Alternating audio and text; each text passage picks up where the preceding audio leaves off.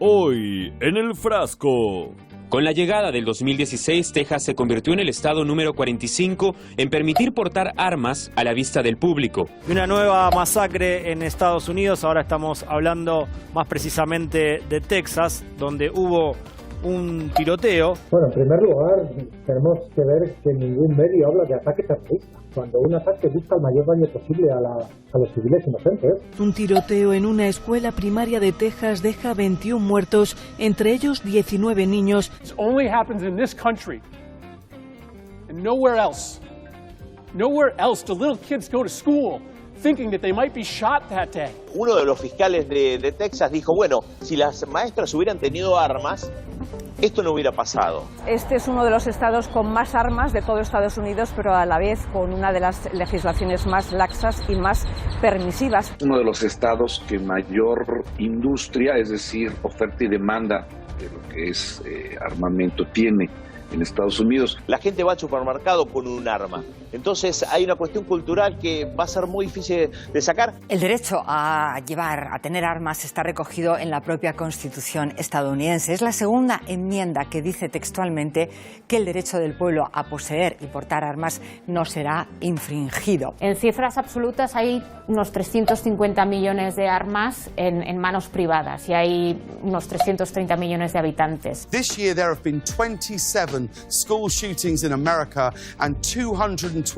mass shootings, and we are just 5 months into the year.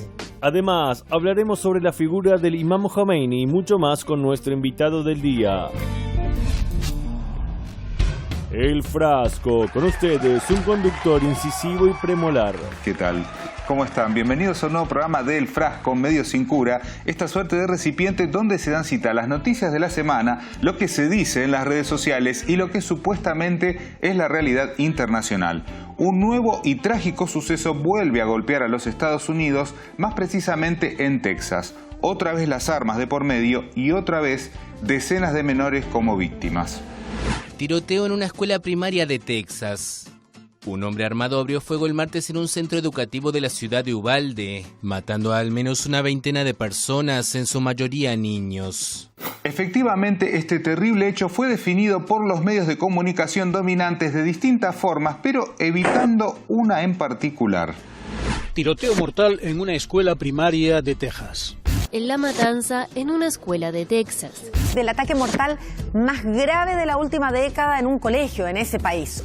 Los medios internacionales están en estos momentos unificando datos. A tal punto estuvieron unificando datos que hablaron de tiroteo, matanza, ataque, masacre, etc. y ninguno ha utilizado una definición que pareciera no estar permitida para la ocasión. Bueno, en primer lugar, tenemos que ver que ningún medio habla de ataque terrorista, cuando un ataque busca el mayor daño posible a los civiles inocentes. Normalmente se refieren a esto como un tiroteo, hay que lamentar lo ocurrido. En la carrera de periodismo lo explican así: cristiano, trastorno psicológico y narcisismo, individualismo, musulmán, terrorismo religioso y fanatismo, organización. Y este atentado volvió a reavivar un debate que quizás sea parte del problema, aunque también no la verdadera cuestión de fondo. Estados Unidos, la cultura de las armas por encima de todo. La eterna disputa política y social sobre la conveniencia de seguir permitiendo la compra de armas de fuego se encendió nuevamente en Estados Unidos. Y tan grande es la cultura de las armas en Estados Unidos que pueden ser adquiridas en varios estados casi como si se tratara de un artículo más del supermercado. En este país es tan fácil comprar un arma que con pocos controles cualquier persona, cualquier civil puede hacerse con una pistola o un rifle semiautomático. Y mientras los familiares de las víctimas del acto terrorista en Texas lloraban por sus pérdidas, en ese mismo estado, y aunque usted no lo crea, sucedía lo siguiente. Asociación Nacional del Rifle inaugura convención de armas en Texas. Asesinos. Vergüenza, han gritado miles de personas concentradas ante la sede de la convención de la Asociación Nacional del Rifle en Houston. Una convención que tiene algunos seguidores y disertantes fieles que no importa en qué circunstancias sea, no se pierden la cita. Está hablando Trump en estos momentos en la Asociación del Rifle. Trump redobla su desafío al control de armas para hacer campaña en la convención de la Asociación Nacional del Rifle. El expresidente sabe que tiene lobbies y seguidores que apoyan sus ideas dentro de una sociedad que discute entre la libre compra y portación de armas o su prohibición. La mayoría de los votantes quiere que el Congreso apruebe leyes de armas más estrictas, según una encuesta. Bueno, entonces en el país que se vende como un ejemplo de democracia ante el mundo, eso seguramente se ve reflejado en el Congreso. ¿O no? Cómo los legisladores esclavos de la NRA, Asociación Nacional del Rifle, sofocan las leyes de seguridad de armas. We are being held hostage by 50 senators in Washington who refuse to even put it to a vote, despite what we, the American people, want.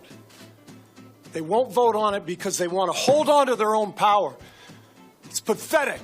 La Asociación Nacional del Rifle da muchas donaciones a campañas y aquellos políticos que no sigan las pautas de la Asociación Nacional del Rifle y de la industria simplemente apoyan a un candidato de oposición. Y es a través de estas donaciones que se ejerce un control que no está precisamente a favor de la seguridad de los ciudadanos, sino en función de las ganancias de unos pocos. Las acciones de los fabricantes de armas en Estados Unidos subieron tras la masacre en Texas. De repente cunde el miedo a que sí que haya un movimiento social a favor de regular más las armas y empiecen a aprobarse restricciones en los estados y la gente que quiere armas pues lanza a las tiendas a comprar más. Un negocio que parece ser demasiado provechoso como para detenerse a contemplar lo que ha pasado en Estados Unidos solo en lo que va del año.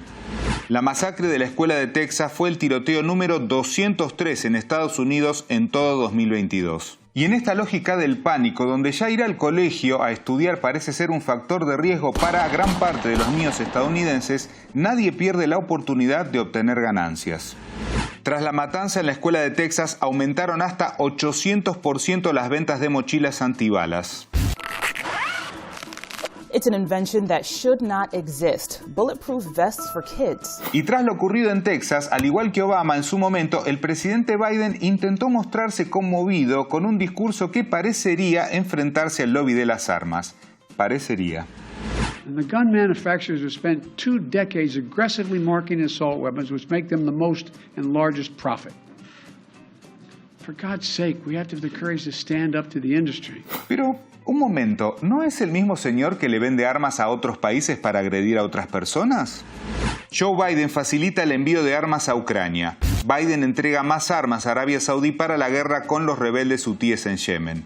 Joe Biden autorizó una venta de armas a Israel por $735 millones. Bueno, pero esas armas matan a palestinos, sirios, yemeníes o rusos. Eso debe estar permitido. A propósito, quizás el problema de fondo no sea solamente el control o la venta de armas en Estados Unidos, sino más bien algo cultural. Cuando eres el mayor gastador militar global, el traficante de armas número 1, tienes una policía militarizada que mata a 3 estadounidenses por día y la población carcelaria más grande del mundo, la violencia se entreteje en la sociedad. Lo que presenciamos aquí es solo un renacimiento de los mismos patrones de violencia horrible que el imperio ha infligido y continúa infligiendo en todo el mundo. Lo cierto es que dentro de esta polémica en torno a las armas llamó la atención de los medios la punzante declaración del jugador de básquet Damian Lee sobre lo que está pasando en Estados Unidos hoy mismo. We need, to reform that. Guns shouldn't be as easily accessible. Like, it's easier to get a gun than baby formula right now. That's unbelievable in, this country that we live in. Escasea la leche de fórmula para bebés en Estados Unidos. Ahora, ¿por qué pasa esto? Si bien algunos artículos hablaron de una bacteria, vean lo que publica la revista Fortuna. Estados Unidos se está quedando sin fórmula para bebés porque 3 empresas controlan el mercado y los bebés no son tan rentables. Y mientras Biden celebraba por Twitter la llegada de un avión del exterior con fórmula para bebés, las críticas no se hicieron esperar. Al final son los Estados Unidos quienes necesitan intervenciones humanitarias, cargamentos de leche de fórmula del exterior porque la primera economía no es capaz de proveer a sus seres más necesitados, los bebés estadounidenses. Mientras tanto, en aquel país del norte se celebrará la Cumbre de las Américas, donde el revés político para Biden ya es reconocido incluso hasta por medios dominantes. Cumbre de las Américas, Estados Unidos desconectado. La exclusión de la convocatoria a Venezuela, Cuba y Nicaragua por su falta de compromiso con la democracia ha sido un error estratégico. Ya esa cumbre es la cumbre de la protesta contra la exclusión, del imperialismo. Más de 25 jefes de Estado y de Gobierno. Prácticamente es unánime la condena a la exclusión. Y si ya la situación venía complicada para Biden, su equipo tuvo una idea que bien podría hundir todo un poco más. ¿Había forma de empeorar el sesgo colonialista de la Cumbre de las Américas luego de la exclusión de países latinos decidida por Estados Unidos? Sí, claro, invitando a España. Mientras tanto, desde los países que Estados Unidos decidió excluir, llegó la respuesta. Este viernes arranca en Cuba la ALBA, la cumbre de la Alianza Bolivariana para los Pueblos de Nuestra América, una reunión alternativa de Cuba, Nicaragua y Venezuela, convocada sorpresivamente este martes en rechazo a la exclusión de estos países de la Cumbre de las Américas. Ahora vamos a hablar de otro proyecto antiimperialista, el liderado por el imam Khomeini. A 33 años de su fallecimiento, veamos lo siguiente y hablamos con nuestro invitado del día. El 3 de junio de 1989, el ayatolá Seyed Ruhollah Mousavi Khomeini, líder de la Revolución Islámica de Irán, falleció a los 89 años de edad. Millones de iraníes acudieron a las calles de Teherán lamentando la muerte del fundador de la República Islámica de Irán. Muchos también vinieron al país del extranjero, especialmente del mundo musulmán, para rendir homenaje a un hombre cuya vida constituyó un ejemplo para cualquiera que busque la liberación, la justicia y la humanidad. Más de 3 décadas después de su muerte, el recuerdo del ayatolá Khomeini sigue vivo y sus ideas aún inspiran a aquellos que buscan la libertad del mundo. Bueno, muy bien, y para hablar de este tema tenemos el gusto de tener en el estudio al Sheikh Abdallah Madani, que es experto en asuntos religiosos y director de la Mezquita Al Imam en Cañuelas. Muchas gracias, Sheikh, por estar aquí hoy con nosotros. Gracias por haberme invitado, un placer. Bueno, Sheikh, allí veíamos imágenes de lo que fue el funeral del imam Khomeini, probablemente uno de los más multitudinarios de toda la historia. Y la primera pregunta tiene que ver con lo que ha significado, no solo para Irán, sino para el mundo islámico, el imam Khomeini. Bueno, Bismillahirrahmanirrahim, en nombre de Dios, misericordioso, misericordiosísimo. Sí, como vos lo dijiste, lo que ha significado para el mundo, en realidad. Un líder en pleno siglo XX que ha traído la revolución del profeta Muhammad, la misma revolución del profeta Muhammad hace 15 siglos atrás. El imam Khomeini ha sido un ejemplo de vida y con la República Islámica, la fundación de la República Islámica, hoy, después de 40 años, el mundo se ha dado cuenta del beneficio que ha traído para ese pueblo y para los musulmanes en el mundo, ¿no? Un ejemplo, el imam Khomeini, de liderazgo, y un ejemplo para todos los musulmanes en el mundo, ¿no? Y en ese sentido, quizás se ve el contraste, ¿no? Porque el Shah, Reza Pahlavi, se caracteriza por su opulencia, por mostrar fiestas fastuosas mientras el pueblo se moría de hambre. Sin embargo, el imam Khomeini, ¿qué se puede decir de él?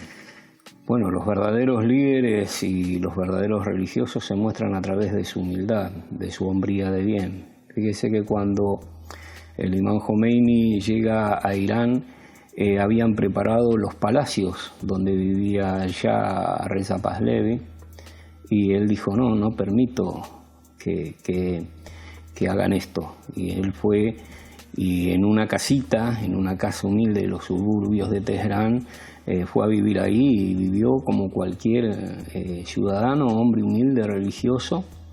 Bueno, habitó ese lugar, pero rechazó siempre la opulencia. Estos lugares se convirtieron algunos en museos, otros en centros culturales, pero él vivió siempre en una casita de los suburbios de Teherán como un ciudadano más. Y de hecho lo que se decía era que, bueno, la alquilaba, la casa no era de él, ¿no? Sí, el imam Khomeini murió, digamos, siendo inquilino, podríamos decir. Él alquilaba la propiedad donde vivía. Hay una historia que cuentan que la gente le decía al propietario de la casa donde alquilaba el imam Khomeini, ¿cómo usted va a alquilar? Le va a cobrar el alquiler al imam. Entonces cuando le fueron a pagar el alquiler, él no quería cobrar. Decía, no, imam, yo no voy a cobrar, este es su trabajo, usted vive de esto y esto es lo que corresponde, y el imam pagaba el alquiler como correspondía. Es decir, que la humildad del imán que le mostró al pueblo y le mostró a los musulmanes cómo es un verdadero religioso musulmán, ¿no? Ejemplo. Sheikh, en los últimos tiempos hemos visto que hay denodados esfuerzos por separar la religión de la política, y quizás lo que se pueda decir uno de los logros más destacados de la revolución islámica tiene que ver justamente con unir, con que vayan de la mano la religión y la política, ¿no? Bueno, el imán Khomeini, Rahmatullah Alayhi, él mismo lo dijo, la religión sin política no es religión.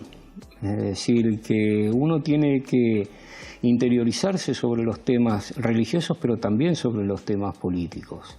Entonces él siempre hizo hincapié de tener noción en los temas políticos y conocer los temas políticos y actuar políticamente en muchas situaciones. Hoy, por ejemplo, estamos viendo que quieren imponer la OTAN en la región. Bueno, este es un tema político a los cuales los musulmanes nos oponemos y debemos conocer sobre este tema. ¿Qué es la OTAN? ¿Quiénes son? Cuando fue el tema del comunismo, respecto al comunismo, el imán dijo, a partir de este momento van a tener que ir a buscar al comunismo en los archivos de la historia mundial, ¿no? Y fue lo que pasó meses después. Claro. Es decir, cómo cayó el comunismo, que ya lo había predicho el imán. O sea, esto tiene que ver mucho con la política. Es decir, el imán estudiaba política e indicaba que la política fuera la religión sin política no es religión. Ahora, el fallecimiento del imán se produce en el año 1989, 10 años después del comienzo de la revolución, pero la revolución siguió en Irán, o sea, trascendió su figura y pasó, digamos, 30 años de permanentes ataques de la prensa, ataques políticos y demás. ¿Por qué? Cuando la revolución islámica de Irán triunfa, inmediatamente se le impone una guerra para hacer caer esta revolución. Es decir, el mundo no iba a soportar una revolución basada en la fe, basada en la religión, que iba contra todo, digamos, el sistema occidental de gobierno y de poder. Un hombre basado en la religión, basado en la fe, en el no sometimiento a los poderes mundiales, bueno, iba a ser, digamos, lo que ellos preveían, ¿no? Lo que es hoy la República Islámica de Irán. Entonces le impusieron una guerra contratando a su gendarme, que en ese momento era Saddam Hussein. Esa guerra duró 8 años. No pudieron contra la República Islámica de Irán ni contra el imán Khomeini. Después vinieron los ataques de las situaciones económicas, imposiciones de bloqueos económicos, y tampoco pudieron. En el año 1989 fallece el imán Khomeini. Recordemos que fueron a recibirlo en el 79 8 millones de personas, y cuando fallece lo van a despedir 12 millones de personas. Ahora bien, cuando fallece el imán Khomeini en el año 89 dicen, ya está, ya la República Islámica y la revolución terminó. Se han cumplido más de 40 años de la revolución islámica de Irán y hoy está más viva que nunca. Entonces, el ejemplo que él ha dejado para el mundo, además, digamos, Palestina,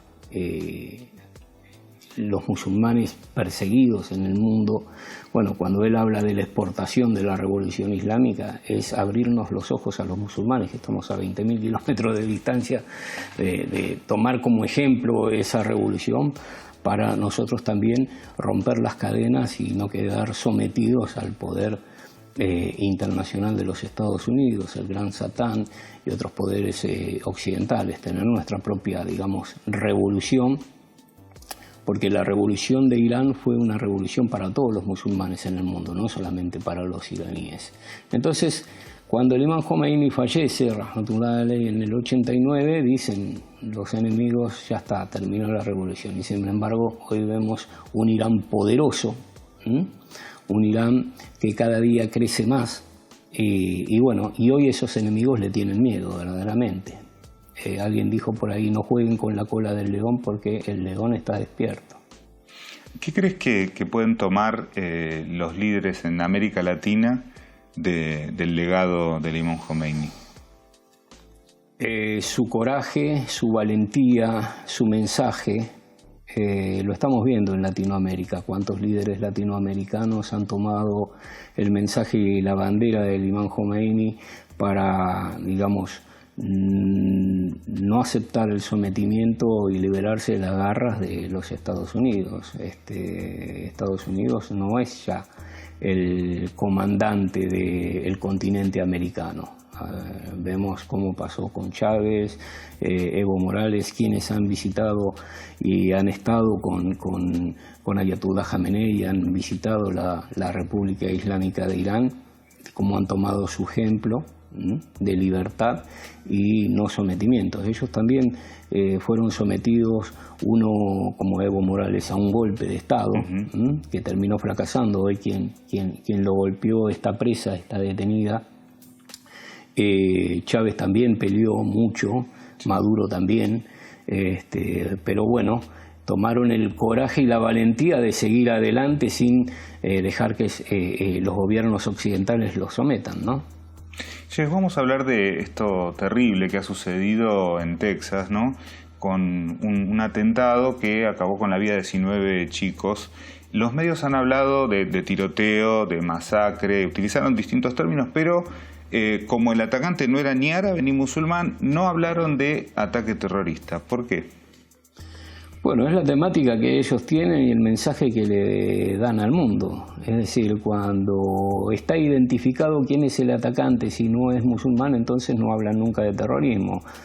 Hablan de golpe, de brote psiquiátrico, hablan de rebeldía, pero no hablan de terrorismo. Ahora, si no está identificado, le inventan un nombre que es islámico y dicen esto fue un ataque terrorista con una organización detrás y con las ideas de Irán o de Hezbollah.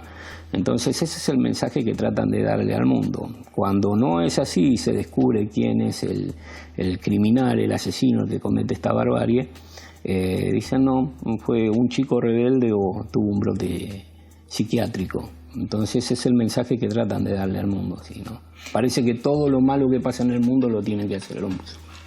Bueno, Sheikh, hablabas sobre este mensaje del imam Khomeini que trascendió, por supuesto, las fronteras y se enfocó especialmente en la causa palestina con el Día de Al-Quds, por ejemplo. Y hemos visto horas atrás imágenes terribles realmente de esta marcha de las banderas en la que parece que está todo absolutamente desmadrado y hay una impunidad de acción del ejército israelí con los palestinos que parece que a la comunidad internacional eso no le interesa, ¿no? Bueno, la comunidad internacional siempre ha hecho oídos sordos con los palestinos, a pesar de tantas resoluciones que ha sacado las Naciones Unidas en contra del Estado de Israel. Es como que le entra por un oído y le sale por el otro. Pero evidentemente está nervioso Israel, es decir, la entidad sionista está nerviosa por los acontecimientos que se están dando en el mundo. Finalmente los palestinos van a lograr su libertad, van a lograr obtener su patria. Es más, el imam Khomeini dijo, si los propios judíos se dan cuenta de qué clase de personas son los sionistas, ellos mismos acabarían con el sionismo. Todos los años en las marchas de la bandera pasa lo mismo, pero este año fue, digamos, realmente, como vos bien dijiste, se ha desmadrado. Hemos visto imágenes donde cómo se castiga y les pegan a las mujeres. Bueno, esto siempre pasa, no hace falta, pero los medios muchas veces tratan de ocultarlo, pero ahora está el grado del salvajismo que no pueden ocultar lo que hacen los sionistas. La entidad sionista está llegando a su fin, se terminan sus días, ya los países no miran hacia un costado y bueno, esto es un poco el mensaje del imam Khomeini. Imam Khomeini en uno de sus mensajes dijo, Palestina pertenece a los musulmanes y tarde o temprano va a volver a ellos. Inshallah, pedimos a Dios que así sea muy pronto. Nos quedamos con ese mensaje y te agradecemos mucho por haber estado aquí en el programa. Muchísimas gracias a ustedes, gracias. Y nosotros, como siempre, nos vamos a un retro-tweet, una frase del pasado que por supuesto tiene mucho que ver con lo que vimos en el programa del día de hoy. Una religión que no estipula la guerra contra la opresión es una religión incompleta. Imam Khomeini. Muy bien, señoras y señores, eso ha sido todo por hoy en El Frasco Medio Sin Cura. Usted ya lo sabe, ante cualquier duda, consulte a su medio hegemónico de confianza. Los esperamos la próxima semana, como siempre, aquí, por Hispan TV. El derecho a tener armas está recogido en la propia Constitución. El derecho del pueblo no será infringido.